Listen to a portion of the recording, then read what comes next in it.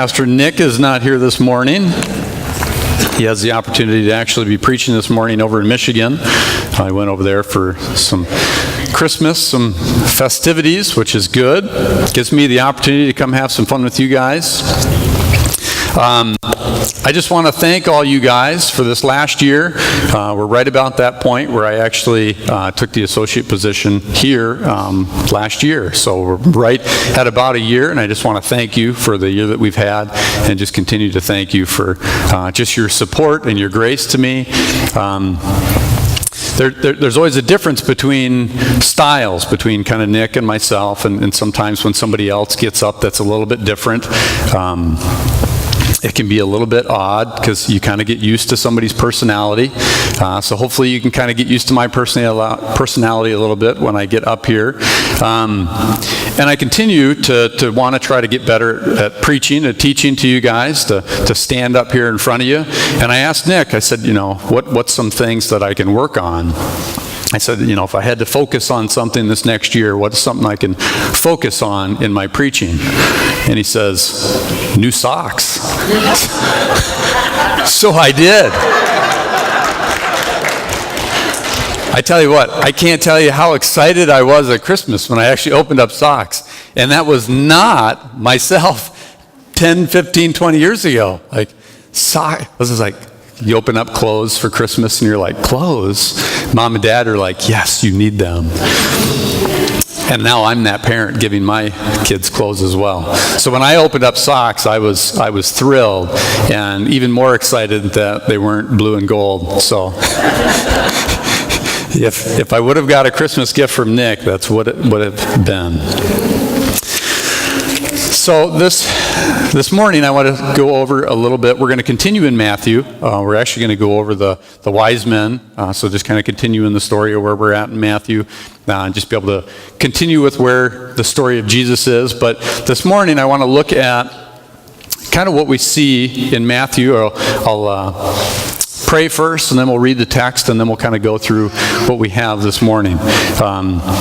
And then we'll kind of try to just dive in and figure out Matthew's theme in his book, and as he teaches about Jesus, it looks a little bit different than even some of the other Gospels. So this morning, if you guys would just pray with me, we're going to read the text after. Dear Jesus, we just ask and pray that you would give us hearts that seek after you this morning. Just give us a heart that desires to want to know you more, and a heart that desires to want to please you. So we just ask and pray this morning that you would speak to us all and just pierce us to our hearts. So we just thank you and we praise your name. Amen. So if you guys would open to Matthew, we're going to look at chapter 2. We're going to go through 1 through 12. I'll be naming a few other verses around that, but the main part of the text is going to be 1 through 12. Now after Jesus was born in Bethlehem of Judea, in the days of Herod the king, behold, Magi from the east arrived in Jerusalem, saying, where is he who has been born King of the Jews?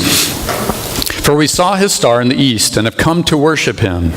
And when Herod the king heard it, he was troubled, and all Jerusalem with him. And gathering together all the chief priests and scribes of the people, he began to inquire of them where the Christ was to be born. And they said to him, in Bethlehem of Judea. For so it has been written by the prophet, and you, Bethlehem, land of Judah, are by no means least among the leaders of Judah, for out of you shall come forth a ruler who will shepherd my people Israel. Then Herod secretly called the Magi, and ascertained from them the time the star appeared. And he sent them to Bethlehem and said, go and make careful search for the child, and when you have found him, report to me, that I too may come and worship him. And having heard the king, they went on their way, and lo, the star, which they had seen in the east, went on before them until it came and stood over the child was. And when they saw the star, they rejoiced exceedingly with great joy. And they came into the house and saw the child with Mary his mother, and fell down and worshipped him.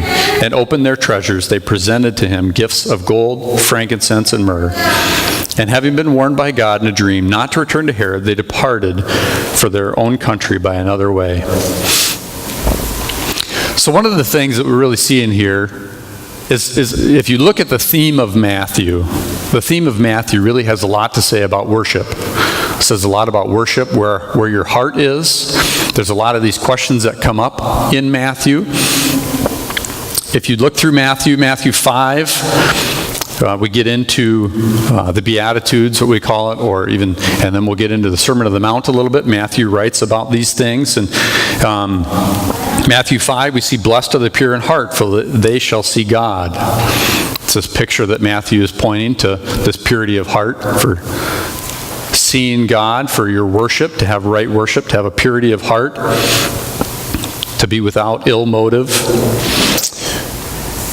And after chapter 5, he gets into the Sermon on the Mount, when Jesus is speaking to the crowds and telling them the things that they would have been listening for. They were all coming to hear what Jesus had to say. Jesus first kind of started and would tell them, as you've heard what the law says, you've heard not to murder. But he says, but I say that you shouldn't even be angry with a brother. Jesus really gets at the heart of the law. And you kind of see that when it comes in through Matthew 6, 19 through 21.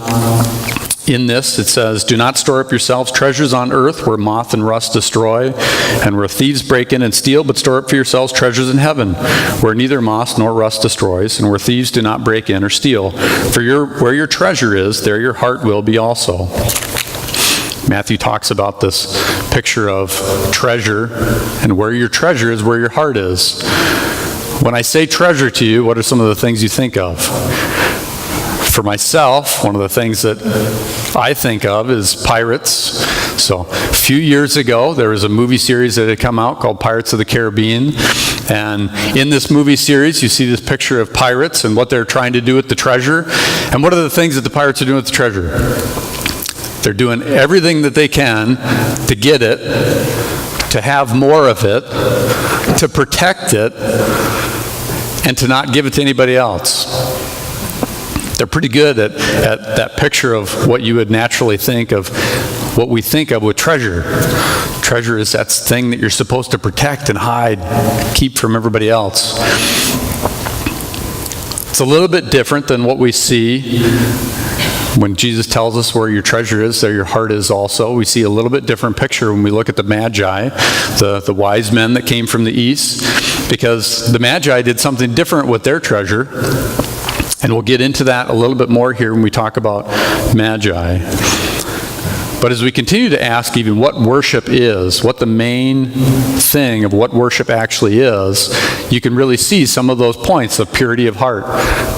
Worship comes from a pure heart. Worship is something that we treasure. Worship comes from the things that we treasure. Matthew kind of continues through this, and later on in Matthew 15, you'll continue to see Matthew talk about just the caution that he has when it comes to worship. He gives us a caution. Matthew 15, he's actually quoting Isaiah here. And Isaiah was talking to the Jewish leaders at the time, and he says, this people honors me with their lips, but their heart is far from me. But in vain do they worship me, teaching as doctrines the precepts of man. He kind of gives this caution of this picture of people who have lips that are praising God, but their hearts are far from him. And the thing that he tells us it's vanity. It's vain. It's the same thing that we kind of had gone over with Pastor Nick when he went over Ecclesiastes, the vanity of things. It'd be the same thing here. If you were to praise God with your lips and to not be close with God in your heart, it's vanity. It means nothing. God wants us to worship him with a purity of heart. He wants us to worship him with all of our treasure, and he wants us to worship him with that picture of doing it with our lips and with our hearts, and not trying to separate those things. And that'll be important here when we get into a little bit more of even how we worship. So the question is, how do we worship? We're not really sure exactly what worship is. Worship, from Matthew's part, really has a lot to do with the heart. That's not completely what it is, but it is a big portion of it. So how do we worship? The best place where I'd seen how we worship is actually in John. So I'll just kind of turn a little bit to John. John has this interaction with the text when he's talking about Jesus, as Jesus is talking to the Samaritan woman. If you know the story of Jesus with the Samaritan woman, he's discussing with the Samaritan woman the views on worship. And their views between the Samaritan woman and Jesus are pretty contrasted. She's preoccupied with the matters of genealogy and geography, the right lineage. She thinks that it's got to be the right lineage. My father Jacob, it came from the right lineage. Worship also comes from the right place. Our ancestors worshipped on this mountain. Shouldn't we worship here? It's from the right lineage. It's the right place. Those are the criteria that she uses for right worship. However, Jesus contests these notions and twice points to spirit and truth as the standards for God-honoring worship. In John 4:23 and 24, but an hour is coming, and now is when the true worshipers will worship their Father in spirit and truth. For such people the Father seeks to be his worshipers. God is spirit, and those who worship him must worship in spirit and truth. Jesus points to the Samaritan woman the same picture of what true worship looks like. She's trying to figure it out in this place of genealogy and location. And he tells her, no, that's not what true worship is. It's not where the right basis of worship comes from. The right basis of where worship comes from is from truth and spirit. No longer does worship primarily revolve around the physical acts such as animal sacrifices, but worshiping in truth and spirit. Worshiping in truth centers us on praising Jesus Christ. Worshiping in truth is the good news that Jesus came and was born to become and live with us. Emmanuel, God with us. That's the truth. And you see this picture when it comes down to what we see with the Magi. So I just want to take a little bit look now at the Magi, kind of see what their heart is in worship. And then I want to look at Herod and kind of see what his heart is in worship. And then kind of conclude a little bit after that with what does that mean for us. So you see a few things with the Magi. And this story is kind of a story that we've gone over a lot. This is a story that every Christmas time you go over the story of the birth of Christ. And there's certain things that you're just like, oh yeah, I know that story. I could recite it to you line by line.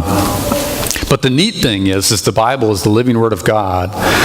And sometimes when you read it, things just pop out at you. And that was kind of how it was this year when I was reading about the Magi in Matthew. When you really look at it, and you see some of the truths that we see from the Magi, they traveled far from the east. They traveled from the east. I could get into some of the commentary and some of the scholarly study of more about the Magi, and we could talk about even where we see them in the book of Daniel and kind of go from there. But I just want to look at Matthew a little bit more and just try to see what Matthew says about these Magi. So that we see that the Magi have traveled from the east. They would have been Gentiles, not Jewish. As Pastor Nick was even going over at Christmas Eve, he was talking about the shepherds. And the shepherds are the least of the people. The shepherds are the people that nobody wants to be around. Shepherds are the people that nobody really cares about because they're just shepherds, right? Usually real young. David, the youngest of all of his brothers, was the shepherd out in the fields. And it's interesting because when you look at the shepherds being the least of people, when I thought of the Magi, or these wise men, I always thought of them being different. Like, hey, first we bring in the shepherds, God brings in the least of people, but then after that, he brings in the kings. The kings come in, they got gifts, completely changes the whole story. The interesting part is the more that I was looking over the Magi and just who they really were, that's not the picture I got. The picture I got was not that the Magi were great and powerful and awesome guys and they were come to worship God. They were come to worship baby Jesus and give him the gifts. The Magi are a little bit different than that. See, they're not Jewish. They're Gentiles. They're also looking for the king in the wrong place. If I was to tell you, maybe not even you, if I was to go out into the community and tell 10 people, go find Jesus, where do you think they would go? To a church, right? Pick a church and they're going to come to church because they're going to find Jesus. It was kind of that same way with the Magi. The Magi are looking for, in verse 2, it says, the King of the Jews. Well, if you're going to go look for the King of the Jews, where are you going? Jerusalem. So they're around Jerusalem asking where this King of the Jews are. And it's not even, and this is kind of where we see the picture of where they run into Herod. But then the interesting part is that they don't quite seem to know all the prophecy yet. Because if you look in verse 4, gathering together all the chief priests and scribes of the people, he began to inquire of them where Christ was to be born. And then they tell him the prophecy of where he's to be born in Bethlehem. Who are the people that you think should be worshiping Jesus right now? Probably the chief priests and the scribes. The guys that even know the prophecy of where he is to be born. The Magi are here asking them the question, where is the King of the Jews? And the people that should be worshiping aren't. But they tell them, well, this is what prophecy says. He's supposed to be in Bethlehem. So you already kind of see this interesting picture of the Magi looking for Jesus, trying to seek him, find where he is. And you would think that if you ran into enough trouble, you would stop. Sometimes in our own lives, if we are trying to seek for something, if we're trying to look for something, we'll go so far. We don't know all the details with the Magi, but they have given up quite a lot to be able to seek after Jesus. Their location could be pretty far. Some speculate up to 600 miles away. Their location was pretty far. I don't know about you, but if I told my wife and said, hey, I'm going to go on a 600-mile trip on a camel, I might see you in a couple years again. Like, I don't think I'm going. And if I did, I wouldn't be coming back. So there's this picture of a lot of time that they've invested. The Magi have had a lot of time to seek after Jesus. So they go to Jerusalem because that's where they're looking. They're looking for the star. They're looking for the King of the Jews. So they go to Jerusalem. They're trying to find where this child is to be born. The people that should be worshiping him aren't worshiping him, but they give him the picture of where he is. And it's also through this that you see the Magi in my picture when I was younger, these Magi, these wise men, being great kings that had all these awesome gifts. They don't quite look so great. The Magi, when it actually came to Rome and to Jews, looked pretty bad. Some of the historians and whatnot actually, so the Magi, we would claim to be astrologers, astronomers. Some would even call them magicians. There's actually a lot of them would be called false practitioners. So these Magi, the people that make up this caravan of the Magi, are coming from this group of people that are usually kind of outcasts. And the Jewish culture and the Jewish community would not have accepted them, because they're not looking for these people to help them in any way. And Rome didn't like them either. So these Magi are traveling through to find Jesus who is born. And they're kind of the outcasts. I always thought they were like kings from these other lands, and they come in and like, hey, here's some of these awesome gifts. But yet you come to see them, and they actually look a lot more like the shepherds than what I thought before. They're the least likely people that should be going with their gifts to go worship God. The people that are most likely the ones who should be going to worship God are the chief priests and the scribes. It's interesting sometimes when you see who God used, who Jesus used to come and worship him. It wasn't all the Pharisees, it wasn't all the religious leaders. It was some shepherds and some magi who were not really accepted. The other thing that we see in the magi is kind of their adoration of their heart. If you look at verse 10, and when they saw the star, this is when they went to Bethlehem. They've come before, they finally find Jesus. And when they saw the star, they rejoiced exceedingly with great joy. So this is the interactive part of the sermon. When's the last time you rejoiced exceedingly with great joy? And if you guys have something, just holler it out. Do you think you did it this morning when we were singing?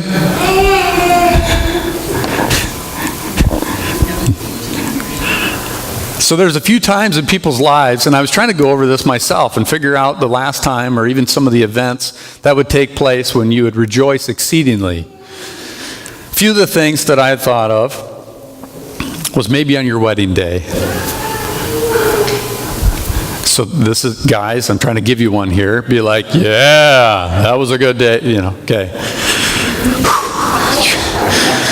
One of the other days that could be is when one of your kids were born, when you have a baby that's born. Now, it may look a little different when I think of exceedingly shouting with joy. One of the other things I thought of is maybe a sports event with a great win. Everybody's yelling, the crowd's going wild. What do you do when your baby is born? Shh, don't want to wake him. You may not be verbally with your lips shouting with great joy, but you are rejoicing in your heart. And it'd be the same way on your wedding day. Maybe you were hooting and hollering with your wedding day. I don't know. But maybe it was just more quiet, but you were still exceedingly joyous. So you see this adoration of their heart when the Magi came to find where Jesus was. And it was out of this that you also see kind of the last point with the Magi. They brought all these gifts. So they brought their gold, frankincense, and myrrh. And these are some of the treasures back in their day, right? You go back to that pirates thing again, and their treasure was gold. We look at the Magi, gold was on the list. Gold, frankincense, and myrrh. These were things that people had to kind of hold pretty tightly. You didn't really want to just hand it out freely. You should, but it was one of those things where when you had something, when you had a perfume or even the myrrh, there was purpose for it. And the three things that kind of come from those gifts, we could actually go through those gifts and what those gifts kind of signify a little bit better. But the things that we know, or that gold, frankincense, and myrrh, were pretty treasured back in that day. They were the things that people kept close, and if you did get them, there was a purpose for them. You didn't just use it whenever. It was there was kind of a time frame or a special day where all of a sudden it's just like, hey, yeah, break out the frankincense for this, or break out the myrrh for this. And again, we could go through those gifts and what they signify, and myrrh would be one of those things that were used more even in death and burial. So if you had myrrh, you might save that until for a burial. But there was kind of significant things with those gifts that they had.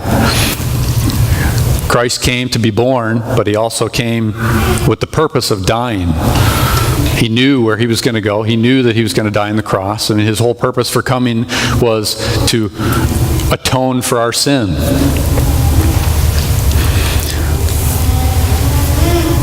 And these magi, these outcast magi, Gentiles, come and just give them their gifts.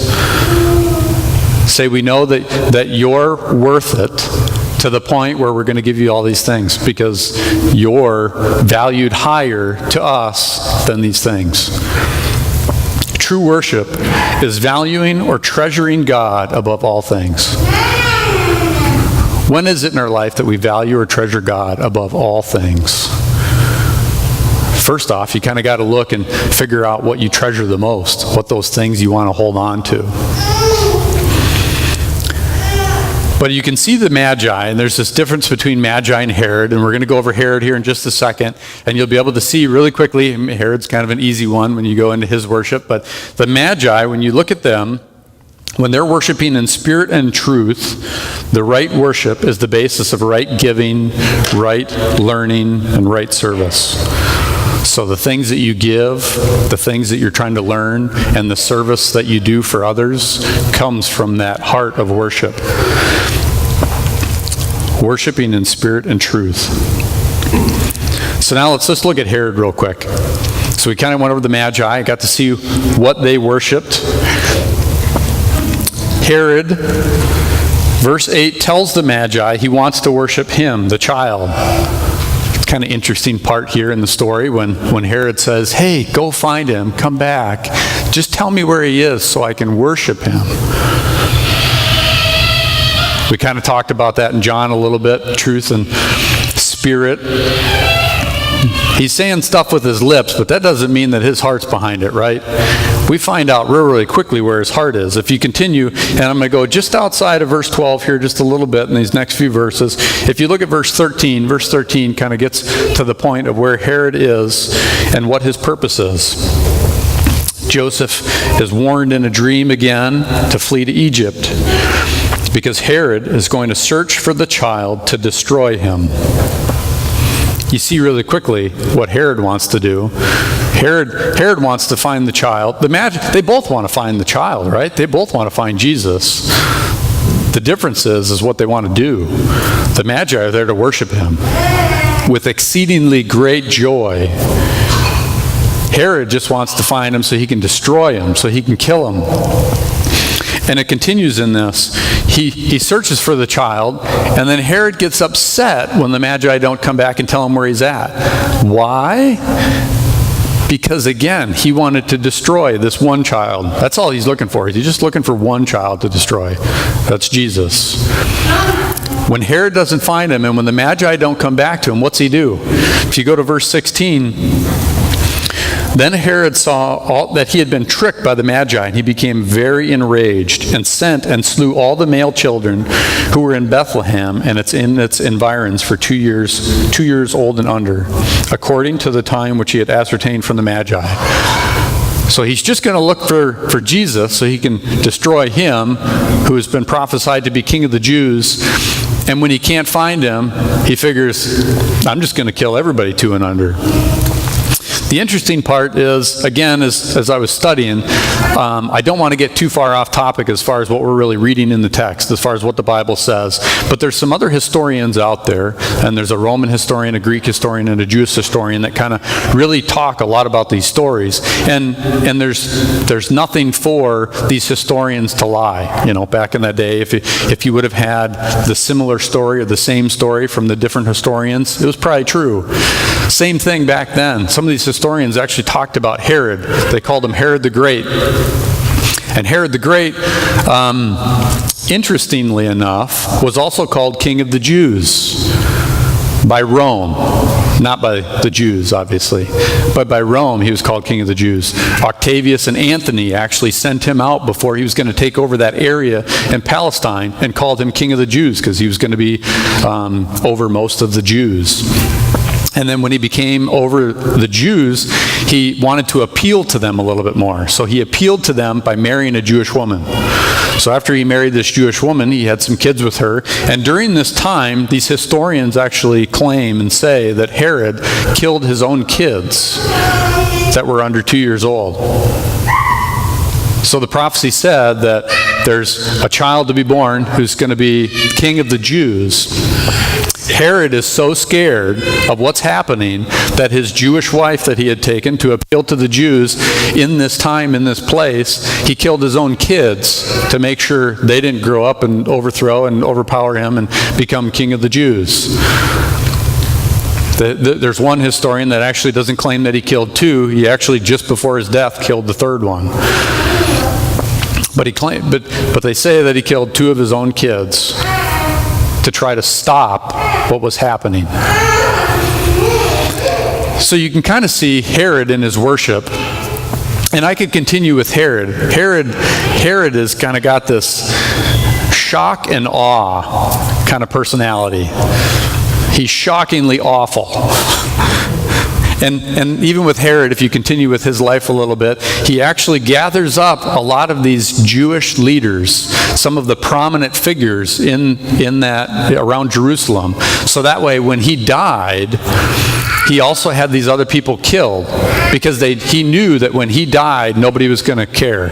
Nobody would mourn over his death. So he had all these Jewish prominent figures killed the same day he died, so there would be mourning. That's how nice Herod is. He's willing to kill his own kids, willing to kill people in his area for mourning to make himself look good. A big difference between the worship of the Magi and worship of Herod. Herod's worship is himself. When you look at Herod, I mean, if you look at the cities he had built and all the things he had done, that's all he wanted to worship was himself. He didn't want to worship anybody else. The Magi give up of themselves so that they can go find Jesus and worship him. So what does this mean? How do we apply this to our life? Well, I think it's important to kind of go over and really understand again what worship is and how we worship. How we worship is worshiping in spirit and truth. What is worship? It would be really poor for me to ever try to make you feel like worship was just singing. If I said, you guys need to worship, and you're like, yeah, I do that on Sunday. We do that for 20 minutes and we sing, and then, we get past that, right? Worship is everything we do in our life. In the Magi, you see that their worship was traveling. Their worship was their giving. It was everything that they did with their time, treasure, and talent. They gave everything in their worship to seek after Jesus. Herod gave everything in his worship to worship himself. Huge difference in their worship. And the part that Matthew kind of gets at, and as you look through Matthew, if you really see what Matthew's trying to portray, is really where people's hearts are. So you kind of have to ask yourself where your heart is. What are you worshiping? Do you value and treasure God above all things? Sometimes these are the hard questions that this is the part of the sermon that you guys kind of want to shrink back a little bit and be like, hey, I don't worship at all. There's no worship here. Like I'm good. You don't have to convict me or anything like that. The thing is that I would be doing you a disservice by not asking you some of these questions. One of the things that Pastor Nick has also helped me realize too is that as a pastor's job, it's not my job here to make you feel good. It's my job to tell you truth. It's all of our jobs to seek after our own hearts. So I'm going to tell you a story. And it'll be a story of myself, because that's always the easiest way. I'm going to be vulnerable to you guys so that way you can understand that when it comes down to worship, we all struggle with worship. So there was the time in my life when, after Heather and I had first gotten married, we had moved to Nashville. We were down in Nashville.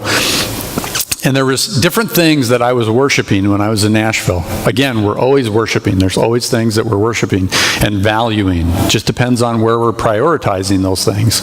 And when I was in Nashville, I was down there building houses. We were doing construction. I was a superintendent and built anywhere from 15 to 30 houses at any given time, and everything from foundation to close. It's a pretty busy job.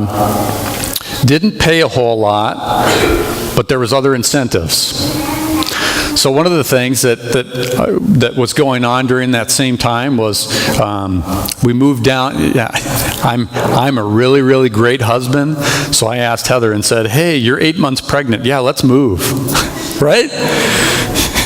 Sorry. So we moved down when she was 8 months pregnant, so we had Savannah. Savannah was born, and then after that we started having health issues again with Heather. And it was during that time, too, where all of a sudden, I have this job that I'm working with construction. I also have health concerns that's going on with Heather. And I also really felt God really wanting us to dive into church. So obviously when we got down there, we looked around for a church, found a church and a church family that we could participate and be involved in. And in that church family, we also got involved with the youth group. And the youth group down there was a little bit bigger than it is here. There's 250 from freshman to senior in high school.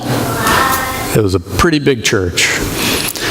So in this call of God wanting me to help with this youth group and whatnot, the issue was not that I wanted to do it, but my priority in it.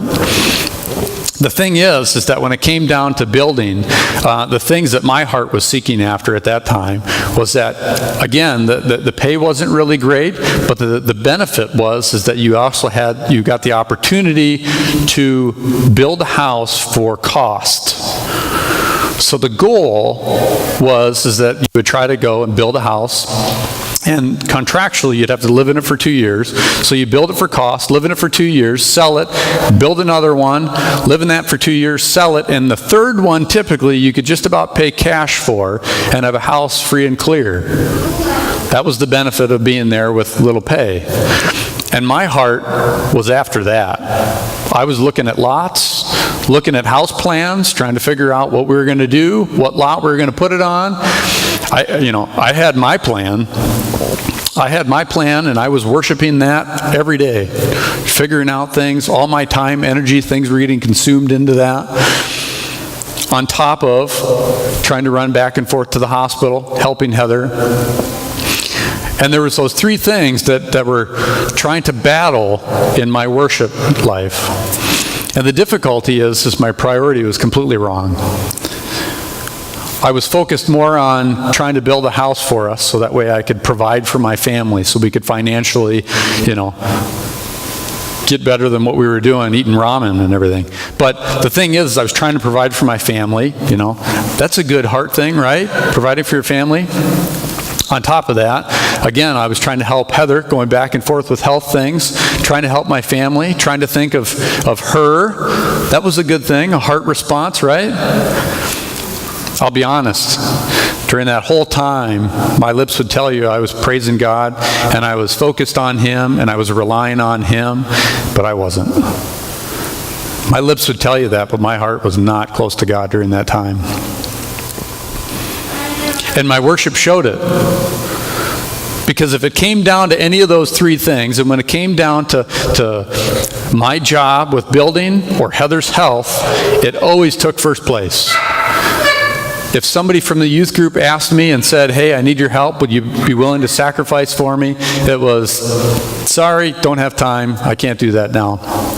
I got these priorities. And everybody else around me could look at that and be like, oh, that's understandable, that was okay.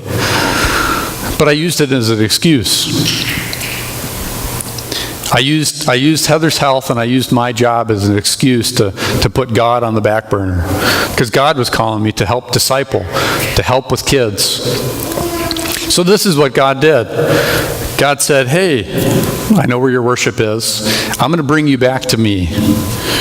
So in 2008, the housing market crashed. During that time, I was looking at lots, and we were just about ready to try to find a lot and hopefully build. So now all of a sudden, I have no job. So looking at lots and building, that's out of the picture. It's also during that time when it seemed like Heather's health and everything, we still had to have health insurance. So everything that we even had kind of mustered up to save went into Heather's health. Insurance-wise, Cobra, if you guys, Cobra is a little expensive at times. It was for me. And the thing is that during that time, I should have been driven back to God and said, hey, God, what do you want from me? Where do you want me to be? What do you want me to do? And instead, I put everything on my own shoulders and said, no, I'm a man. I'm going to provide for my family. I'm going to figure these things out. So I continued in my own power to try to figure these things out. And during that time, the Saturn plant, who was in our town, Saturn plant also closed down. So everybody that worked at the Saturn plant was pretty big. It was like a mile to go around the outside of it. So there was quite a few jobs in that plant. And it just so happens that everybody in my town worked at the Saturn plant. So everybody was without a job. So everybody's house went for sale or for rent. So I didn't have anything. I couldn't do anything. So that goal and hope and everything I was putting my worship into is to try to build these houses to get ahead in life. I realized really, really quickly that a 360 happened and I'm stuck with nothing. Not nothing. I have a beautiful wife and a daughter at this point. They're in here. I got to say these things. So I'm stuck with this point of no job, a church family that I don't even really want to be around right now because I don't really want to tell them what's going on, and a heart that is still concerned with Heather's health because I had no idea what was going to happen if we were going to be back in the hospital. So the times when I thought that even from the outside perspective you could look at me and say, hey, he's worshiping God. He's worshiping with his lips. I was, but I wasn't worshiping with my heart. And it's a completely different picture when you could look at the Magi, and the Magi go and seek after Jesus and rejoice exceedingly with their heart. Matthew continues to point us to where our heart is. So this morning I'll ask you guys, what do you worship in spirit and in truth? And does truth center us on praising Jesus? The thing is Jesus' birth is not just small peanuts. Jesus' birth is magnificent. It is the coolest thing that's ever happened, ever. And sometimes we don't put it into the same criteria that we would when we come to something else. It's better than anybody's wedding day. It's better than any time anybody else was born. And it's better than even any lottery winner experience. I know you've all had that dream, lottery winner, right? We're all there. This is better than any experience you could have. And sometimes we look at the story of Jesus' birth and we just kind of look at it as being something that God has done, but we don't really elevate it to the place where it should be. If we really look at Jesus and who he is, and we look at our own hearts and our worship, we'll come to find that Jesus is the only thing that has any value or treasure.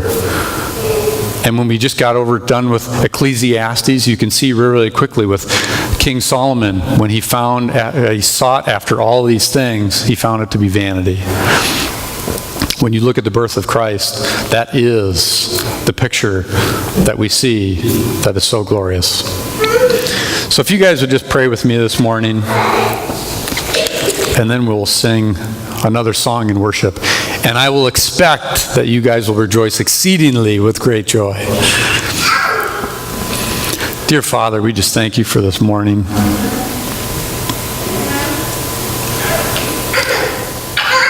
Father, forgive us for our times that we don't seek after you. We don't worship you in your rightful place that you should be. We don't see the value that you have given us. We just ask and pray that you would help us to treasure you in our hearts above all things. Help us to continue to delight in you. When we seek after the worship you, we want to delight in you. We don't want it to be this duty that feels like we have shackles on. It should be a delight to praise and worship you. And we just ask this morning that you would help us to seek after our hearts. Help point us in our own hearts to the things that we're seeking after, the things that we're looking to more than we're ever looking to you. So we just ask and pray this morning that you would be elevated in our heart and we would come to seek after you with a purity of heart, with a passion of treasuring you above all things. and to also do it without just doing it with our lips, but to do it completely with everything that we have in our being. So we just thank you this morning. We just want to praise you. Amen.